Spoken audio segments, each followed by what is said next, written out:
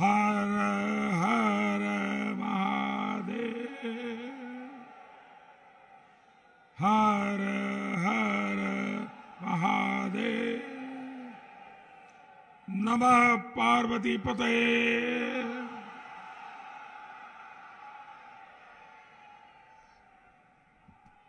आप सब काशीवासी लोगन के प्रणाम हो। ई बनारस पर हमें नाज हो। बनारसी लोगन के मेहनत और लगन पर भरोसा हो। जैसे आप 14 में पराक्रम देखौला, 17 और 19 में साथ देला, वैसे ही E22 भी फतह करवा।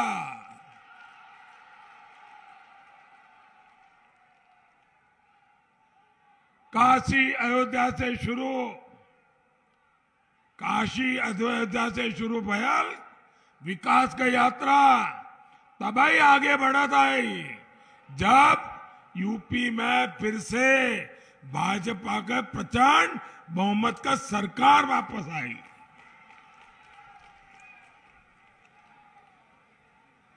साथियों, सबसे पहले तो मैं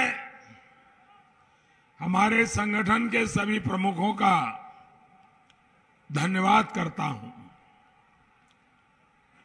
दो बातें जो मेरे दिल को छू गई। एक, इस सम्मेलन का हेतु आपने बुद्ध विजय सम्मेलन रखा है। बुद्ध विजय, मैं समझता हूं यह बहुत बड़ा संदेश है। और दूसरा, मुझे मेरे प्राण प्रिय कार्यकर्ताओं के दर्शन का मौका दिया।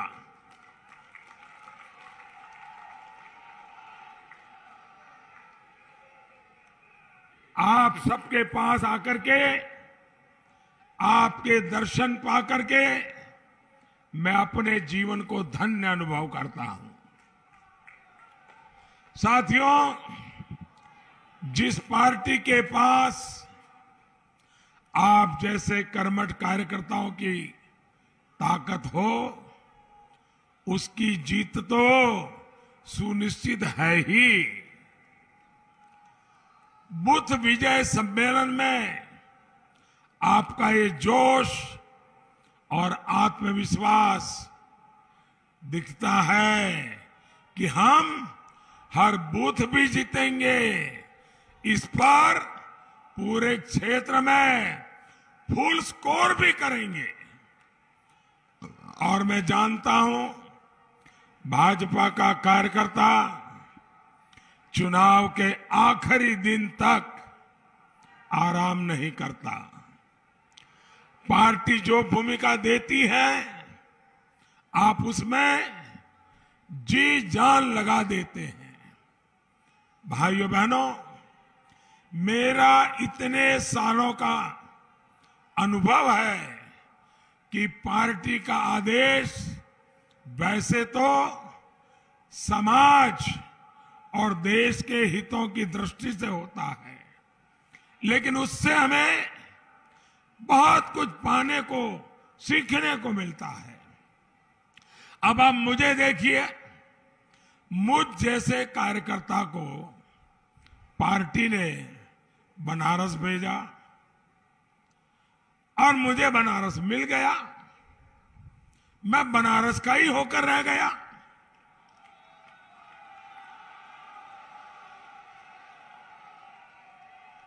काशी की सेवा का, महादेव और मां गंगा के चरणों में बैठने का ये जो पुण्य लाभ मुझे मिला है, ये पार्टी ने ही दिया है। वैसे आज मुझे काशी के स्वर्गीय डोम राजा जगदीश चौधरी जी की कमी भी महसूस हो रही है। वो मुझ पर इतना स्नेह दिखाते थे कि मैं अभिभूत हो जाता था। साथियों, मैं 2014 में जब यहां आया था, तब संगठन से जुड़े कुछ लोग मुझे जानते थे, लेकिन आज जो प्यार, जो दुलार मुझे काशी के घर घर में, पूर्वांचल में, उत्तर प्रदेश में मिल रहा है, ये आप सब कार्यकर्ताओं, समर्थकों के कारण ही संभव हुआ है। मुझे तो आपने देश की सेवा की इतनी बड़ी जिम्मेदारी दी हुई है। मैं दिल्ली में काम में लगा रहता हूं। मेरी अनुपस्थिति में बनारस में आप भाजपा कार्यकर्ता ही सब संभालते हैं। लोगों के मन में मेरे प्रति जो प्यार है, लोगों का जो मुझ पे भरोसा है, उसका श्रेय आप सब कार्यकर्ता साथियों को जाता है। आप मेरे लिए एक ओपन यूनिवर्सिटी की तरह है। भाजपा का एक कार्यकर्ता के नाते मैं आप सभी से, अपने कार्यकर्ता साथियों से भी बहुत कुछ सीखता हूं। साथियों, हमारा संगठन एक जीवंत इकाई है। हम कार्यकर्ताओं को परिवार मानने वाले लोग हैं। अपनी पार्टी को अपनी निजी प्रॉपर्टी मानने वाले ये गैर परिवारवादी लोग हमारा मुकाबला नहीं कर सकते। भाजपा संगठन शक्ति और कार्यकर्ता के बल से चलने वाला दल है। दूसरी तरफ वो पार्टियां हैं जिनके लिए धन बल और बाहुबल यही उनकी ताकत है। भाजपा कार्यकर्ता देश के लिए काम करते हैं, अपने स्वार्थ से ऊपर उठकर इदम न मम इसके भाव से काम करते हैं। हम सभी के लिए हमेशा से व्यक्ति से ऊपर दल और दल से ऊपर देश, यही हमारा जीवन रहा है। हम चुनाव जीतते हैं, लेकिन साथ ही लोगों का दिल भी जीतते हैं। पहले जिन गैर परिवारवादियों ने सरकार चलाई, उनकी पार्टी की पहचान के साथ गुंडागर्दी और माफियावाद जुड़ा हुआ है। भारतीय जनता पार्टी की पहचान उसका कार्यकर्ता है और भाजपा कार्यकर्ता की पहचान उसकी सेवा है। कोरोना काल इसका ताजा उदाहरण है। इस दौर में पार्टी ने सेवा ही संगठन अभियान चलाया और मैं जानता हूं कि किस तरह भाजपा हर कार्यकर्ता जनसामान्य की सेवा के लिए लगा रहा। हमारे कार्यकर्ताओं ने लोगों तक राशन पहुंचाया, घर घर दवाइयां पहुंचाई, मास्क बांटे, जरूरत पड़ने पर रक्तदान किया, बुजुर्गों को इलाज की सुविधा जुटाने में मदद की। बनारस में कितने विदेशी नागरिक भी फंस गए थे, लेकिन काशी के लोगों ने और कार्यकर्ताओं ने उन्हें भी कोई तकलीफ नहीं होने दी। जनता जनार्दन की सेवा और राष्ट्रभक्ति का यही भाव लेकर आपको हमेशा लोगों के बीच जाने का जो हमें सूत्र मिला है, जिसको काशीवासियों ने सिद्ध किया है, ये मेरे लिए गौरव की बात है। हम सेवा करने ही राजनीति में आए हैं। ये 1-2 दिन की रिहर्सल नहीं, 1-2 साल का कोर्स नहीं, बल्कि ये सेवा एक महायज्ञ है जो जीवन की आखिरी सांस तक अनावरत चलते रहना चाहिए। साथियों, अभी शिवरात्रि आने वाली है। पूरे देश से लोग काशी आएंगे। बाबा भोलेनाथ के दर्शन के लिए लोग घंटों लाइन में लगते हैं। काशी में आए बाबा के भक्त बाबा के ही रूप होते हैं। हमें इसी भाव से शिवरात्रि के अवसर पर हर श्रद्धालु की सेवा करनी है। करेंगे ना? हर श्रद्धालु की सेवा करेंगे ना? साथियों, काशी भारत की संस्कृति की प्राचीन राजधानी रही है, लेकिन पिछली सरकारों ने बनारस को विकास से वंचित रखकर यहां के लोगों को परेशानियों के गर्त में धकेलने की कोशिश की। इनका पाप इतना ही नहीं था, इन गौर परिवारवादियों ने यही धारणा बना रखी थी कि बनारस बदहाल रहा है, बनारस ऐसे ही बदहाल रहेगा। लेकिन महादेव के आशीर्वाद से आज बनारस बदल रहा है। आज काशी विश्वनाथ धाम काशी और देश की गरिमा के अनुरूप हमारी पहचान की भव्य झांकी बनकर खड़ा है। कितने समय बाद बाबा का धाम और मां गंगा फिर से एक बार जुड़े हैं। आज मां गंगा स्वच्छ हो रही है और गंगा के घाट भी स्वच्छ हुए हैं, उनमें नए पत्थर लगे हैं।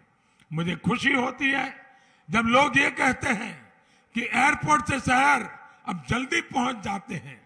लोग जब बहुत गौरव के साथ बनारस में हो रहे सुंदरीकरण के कार्यों की तस्वीरें सोशल मीडिया पर डालते हैं तो मुझे भी अच्छा लगता है। अब बनारस के पास नया हाईवे भी है, रिंग रोड भी है और रुद्राक्ष जैसे आधुनिक केंद्र भी है। भाइयों बहनों, जब ये गौर परिवारवादी सरकार में थे तो यूपी के विकास के लिए, गरीबों के लिए हम जो भी काम लेकर आते थे उसमें ये अड़ंगा लगा देते थे। लेकिन बीते 5 साल में डबल इंजन की सरकार ने यूपी के विकास की पूरी ईमानदारी से कोशिश की है। आज यूपी की जनता इस बात को समझ रही है, यूपी में हुए विकास कार्यों को देख रही है। लेकिन मैं चाहता हूं आप सभी भाजपा के कार्यकर्ता लोगों को इन कार्यों के बारे में निरंतर जागरूक करते रहें। स्वास्थ्य के क्षेत्र में हमने जो काम किया है वो यूपी में मेडिकल कॉलेजों की संख्या से पता चलता है। 2017 से पहले यूपी में प्राइवेट और सरकारी मिलाकर कुल 33 मेडिकल कॉलेज थी। आज यूपी में प्राइवेट और सरकारी मेडिकल कॉलेजों की संख्या 65 हो गई, करीब करीब डबल। ये है भाजपा सरकार के काम करने की रफ्तार। 2017 से पहले जो सरकार थी उसने अपने 5 साल में यूपी के शहरों में 40,000 से भी कम, पूरे उत्तर प्रदेश की बात बता रहा हूं, 40,000 से कम घर बनाए थे। जबकि भाजपा की सरकार ने अपने 5 साल में यूपी के शहरों में करीब करीब 10 लाख घर बनवाए हैं। आप मुझे बताइए, कोई मुकाबला है क्या इन दोनों के बीच में? और साथियों, जब तक इनकी सरकार थी इन्होंने गरीबों का मकान बनने से रोकने के लिए हर संभव कोशिश की थी। बनारस में इनकी सरकार के 5 सालों में 1,500 से भी कम घर बनवाए थे, 1,500 से कम।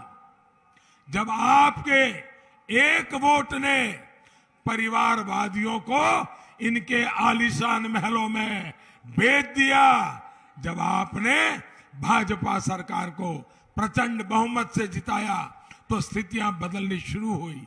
योगी जी की सरकार में बनारस में 24,000 से ज्यादा गरीब परिवारों को उनका पक्का घर मिला है। साथियों, हमारी भाजपा सरकार ने सौभाग्य योजना के तहत यूपी के करीब करीब 1 करोड़ घरों में बिजली का मुफ्त कनेक्शन दिया है। कोरोना का इस काल में भाजपा सरकार 15 करोड़ गरीबों को मुफ्त अनाज सुनिश्चित करा रही है। इसमें भी 9 करोड़ पिछड़ा वर्ग के हैं, 3 करोड़ दलित हैं और 3 करोड़ सामान्य वर्ग के हैं। यूपी के 2 करोड़ 60 लाख से ज्यादा किसानों को पीएम किसान सम्मान निधि का 43,000 करोड़ रुपए का सीधा पैसा उनके बैंक खाते में मिला है। मेरे कार्यकर्ता साथियों, गंगा जी की सफाई को लेकर जितना भाजपा सरकार ने किया है उतना पहले कभी नहीं किया गया। यूपी में करीब करीब 11,000 करोड़ रुपए की लागत से 53 परियोजनाओं पर काम हुआ है। यहां रामनगर में, रमना में सीवेज ट्रीटमेंट प्लांट काम शुरू करना हम शुरू कर चुके हैं। बनारस में गंगा जी में गिरने वाले 80 से ज्यादा नालों का पानी अब पहले ट्रीटमेंट के लिए जा रहा है। ऐसे अनगिनत काम जो मैं गिनाने लगूं तो शायद कई दिन निकल जाएंगे। मेरा आग्रह यही है कि आप सरकार के कार्यों को ज्यादा से ज्यादा लोगों तक पहुंचाते रहें। साथियों, आपके प्रयास देश की एक और मदद करेंगे। आपने इस बार लाल किले से सुना होगा, मैंने लाभार्थी योजना के सैचुरेशन की बात की है। सैचुरेशन का मेरा मतलब है जो हकदार है वो हकदार का 100% लाभ उस तक पहुंचना चाहिए। कोई 80-90 नहीं, 100%। 100% लाभार्थियों तक पहुंचने का मतलब होता है गरीब कल्याण के लाभ की योजनाओं से कोई छूटे नहीं। 100% लाभार्थियों तक पहुंचने का मतलब है समाज की आखिरी पंक्ति में जो आखिरी व्यक्ति खड़ा है उस तक सरकार खुद पहुंचकर उसे योजना का लाभ दे। और जब ऐसा होगा तो ना तुष्टीकरण की कोई संभावना बचेगी और ही किसी भेदभाव की कोई संभावना बचेगी। इस काम में भाजपा के कार्यकर्ता की बहुत बड़ी भूमिका है। साथियों, हमारे लिए बनारस जैसे हर तीर्थ स्थल का विकास आस्था के साथ साथ अवसरों का विकास भी है। बनारस हो, अयोध्या हो, प्रयागराज हो, जब यहां विकास होता है तो अपने आप अपने साथ पर्यटन की अनेक संभावनाएं लाता है। इससे स्थानीय युवाओं को रोजगार मिलता है। लेकिन जो अपराध को उद्योग मानते हैं वो आस्था से जुड़े विकास कार्यों और उससे बनी जो नई संभावनाओं को भी वो हमेशा सांप्रदायिक चश्मे से देखते हैं। भाइयों और बहनों, काशी तो अविनाशी कही जाती है और काशी के लोग जब भी विश्वनाथ धाम परियोजना को लेकर गर्व का अनुभव कर रहे थे तो उस समय हमने एक और अनुभव किया। हम सभी ने देखा कि भारत की राजनीति में कुछ लोग किस हद तक नीचे गिर गए हैं। मैं किसी की व्यक्तिगत आलोचना करना पसंद नहीं करता और न ही किसी की आलोचना करना चाहता हूं, लेकिन जब सार्वजनिक रूप से काशी में मेरी मृत्यु की कामना की गई तो वाकई मुझे बहुत आनंद आया, मेरे मन को बहुत सुकून मिला। मुझे लगा कि मेरे घोर विरोधी भी ये देख रहे हैं कि काशी के लोगों का मुझ पर कितना स्नेह है। उन लोगों ने तो मेरे मन की मुराद पूरी कर दी। इसका मतलब ये कि मेरी मृत्यु तक न काशी के लोग मुझे छोड़ेंगे और न ही काशी मुझे छोड़ेगी। और मुझे विश्वास है काशी की सेवा करते करते अगर मेरी मृत्यु लिखी होगी तो इससे बड़ा जीवन का सौभाग्य क्या होगा। बाबा भोलेनाथ के भक्तों की सेवा करते करते अगर भक्तों की सेवा करते करते चला जाऊं तो इससे बड़ा सुख क्या हो सकता है। साथियों, उन गौर परिवारवादियों को मालूम नहीं है ये जिंदा शहर बनारस है। ये बनारस मुक्ति के रास्ते खोलता है और अब बनारस विकास के जिस रास्ते पर चल पड़ा है वो देश के लिए गरीबी से मुक्ति के रास्ते भी खोलेगा, अपराध से मुक्ति के रास्ते खोलेगा। यही मार्ग परिवारवाद में जकड़े भारत के लोकतंत्र को भी मुक्ति का रास्ता दिखाएगा। साथियों, पिछली सरकारों में हालत ये हो गई थी कि बेखौफ अपराधी बाबा विश्वनाथ मंदिर से सोना काट करके ले गए थे, मंदिरों से मूर्तियां चोरी हो जाती थी, महादेव की काशी को भू माफियाओं, ड्रग्स माफियाओं के हवाले करके इसकी पवित्रता नष्ट करने की कोशिश हो रही थी। काशी में घाटों पर, मंदिरों पर बम विस्फोट होते थे, आतंकी बेखौफ थे, क्योंकि तब की समाजवादी सरकार उनके साथ थी। सरकार आतंकियों से खुलेआम मुकदमे वापस ले रही थी, लेकिन काशी कोतवाल बाबा काल भैरव के आगे इनकी चलने वाली थी क्या? त्रिशूल के आगे कोई माफिया, कोई आतंकी कभी टिक सकता है क्या? आज सब अपने ठिकाने पर है और कालजयी काशी देश को दिशा दे रही है। कुछ ही दिन पहले मां अन्नपूर्णा की प्रतिमा भी बनारस को आशीर्वाद देने फिर से स्थापित हो गई है। भाइयों बहनों, बाबा का आशीर्वाद लेकर हमें काशी की विकास यात्रा को अनवरत आगे बढ़ाने के लिए दिन रात मेहनत करनी है। बुद्ध विजय सम्मेलन से हमें संकल्प लेकर जाना है, हमें अपना बुद्ध हर हाल में जीतना है। जीतेंगे, जीतेंगे। मैं आपको कुछ और भी आग्रह कर रहा हूं, उसे जरूर याद रखिएगा।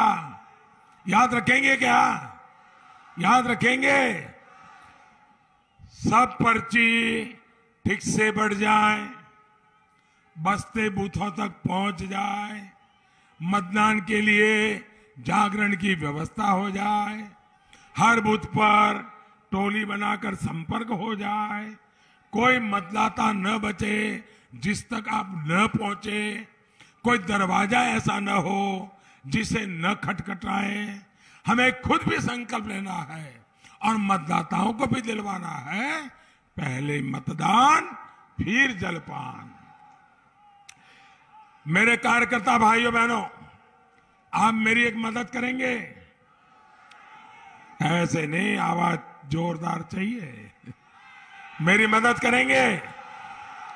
आप सब मेरी मदद करेंगे? पक्का करेंगे? देखिए, मैं अकेला हर काशीवासी के पास पहुंच नहीं सकता हूं, लेकिन क्या आप मेरी तरफ से काशी के घर घर जाकर काशी के एक एक व्यक्ति को मिलकर मेरे प्रणाम पहुंचाएंगे क्या? करेंगे? मेरे प्रणाम जरूर पहुंचाइए। उनको कहिए मोदी जी तो नहीं आ पाए, लेकिन मैं मोदी जी की तरफ से उनका प्रणाम आपको पहुंचाने आया हूं।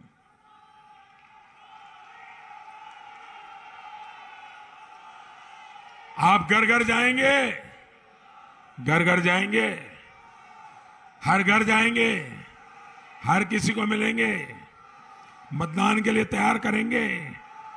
बोलो भारत माता की, भारत माता की। हर